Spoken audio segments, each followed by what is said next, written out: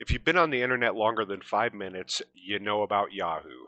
Yahoo is an aggregate news source that pulls its feed from hundreds of different titles across the political spectrum and fills your individual news feed with stuff based upon what you have clicked on. If you click on a lot of things about dresses or cats or whatever, you're going to get a feed based around that. We're all familiar with that. When you go into these articles and click, you're going to see the comment section at the bottom. Everybody who's been on Yahoo knows about the Yahoo comment section. I want to talk a little bit about that. They are run by OpenWeb. OpenWeb is a third-party private company that is contracted by Yahoo and other places to moderate their chat discourse. Down at the bottom, they're the ones that are responsible for whether or not your post gets up there or not. They are doing a terrible job. Today I was reading an article about puppies. Basically, this was all about how the kennels are filling up and it's a bad thing and everything. But I wanted to make a little comment on society, what I feel about this. So this is what I said. I said, you show me an animal in unnatural distress and I'll show you the human that put them there. Well, as you can see from this rejection letter, that violated their community guidelines and it was rejected. I appealed this, they rejected me again. A little while later, I was reading an article about strawberries in California and how these people have to pay for their water. And I thought, what a great idea, because as you're going to see from my comment, in Colorado, we let Aquafina come in here to Aurora and put up their company, and they pump the stuff right out of the Ogallala aquifer, and they're only paying regular business costs. They're not paying for that water. And that water comes at all of our expense and is their profit. So I make this comment, and as you can see, innocuous. I'm not calling anybody names. Nobody's a racist. But it gets rejected. And I appeal, and it still got rejected. Meanwhile, over on the Palestinian, Gaza, Israel, Middle East stuff, Alan here is calling for an ethnic cleansing here, is he not? He's like, when they're all gone, peace will return. So he wants all those people gone. That's a cleansing. But it's perfectly all right for Alan to post that. Leonard here, he wants to bomb. That doesn't offend anybody. That makes it through. You can post completely random, horrible stuff, and it's fine, but arbitrarily based upon who complains or what moderator's working that day, your stuff won't go through. This is a garbage company that is doing a garbage job. And it's not in anybody's interest to do any better. That's what I know. That's what I can prove. I can prove that their moderation is garbage. I can prove that. Now I'm going to go a little bit deeper and talk about the things that I think they're really screwing us on. And what that is I think our entire social discourse is for sale. Have you wondered in the last 5 or 6 years what the hell has happened to this world? You start going on these comment sections and you read horrible things, and it's just a steady wall of absolute atrocity, and you're like, where is this world gone? These comment sections, they're there for validation. See, we read an article up here, we read an article about puppies, and then we want to go down to the bottom and comment on it. But more importantly, we want to validate how we feel from this article versus how everybody else feels. That's what we're really looking for when we go down to the comment section.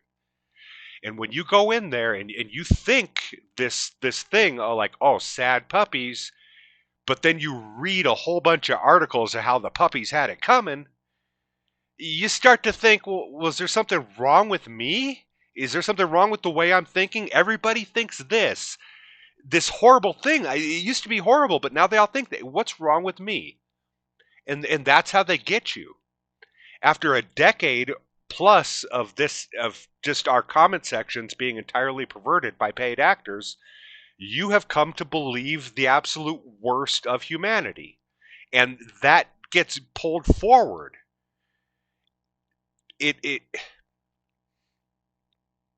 Of course, 10 out of 10 people do not believe in genocide, but you wouldn't know that from a comment section.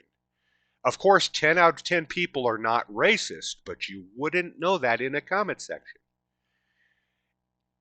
And I believe all of this started with Russia. I believe they were the first to figure out that they can beat America by dividing us rather than buying missiles and tanks for a fraction of the cost. They can employ a couple people and make it seem like we're just this horrible place to everybody living here. And that's how they beat us. That's how they make us divided. That's how they get people arguing on behalf of things that we used to all universally think was bad. And I know for a fact they're not the only ones.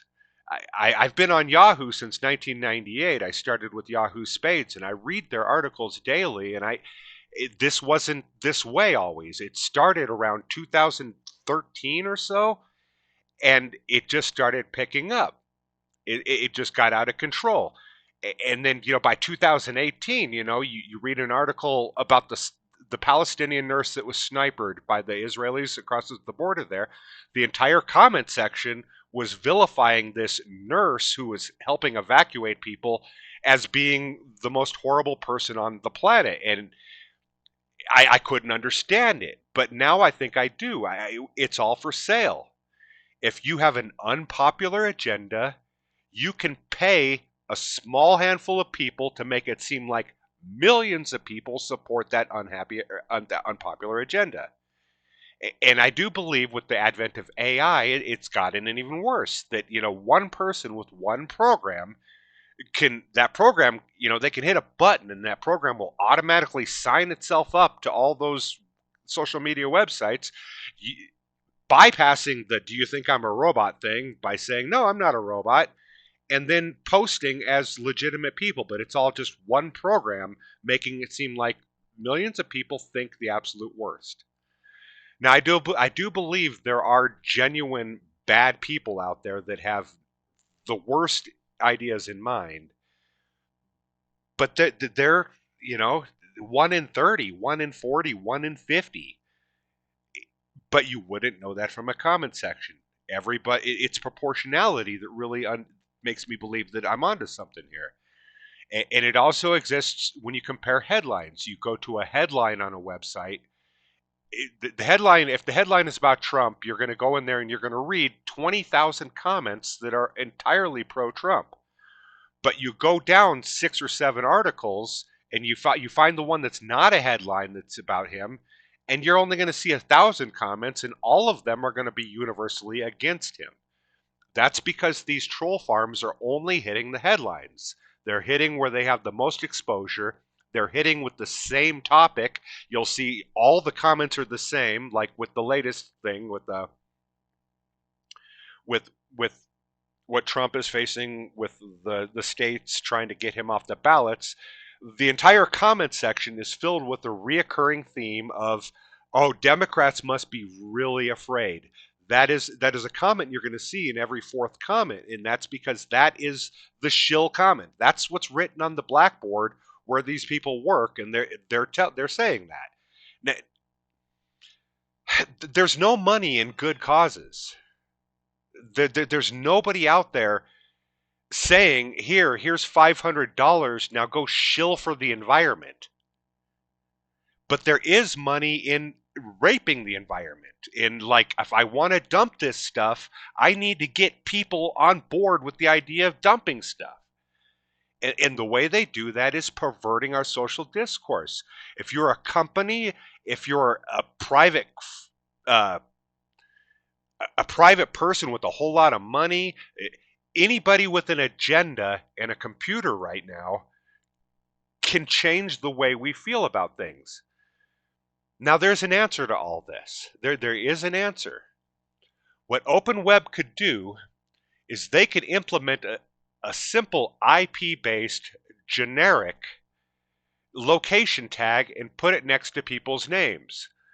So that way, when Leonard here wants to bomb, it should say Leonard posting from Bakersfield, California.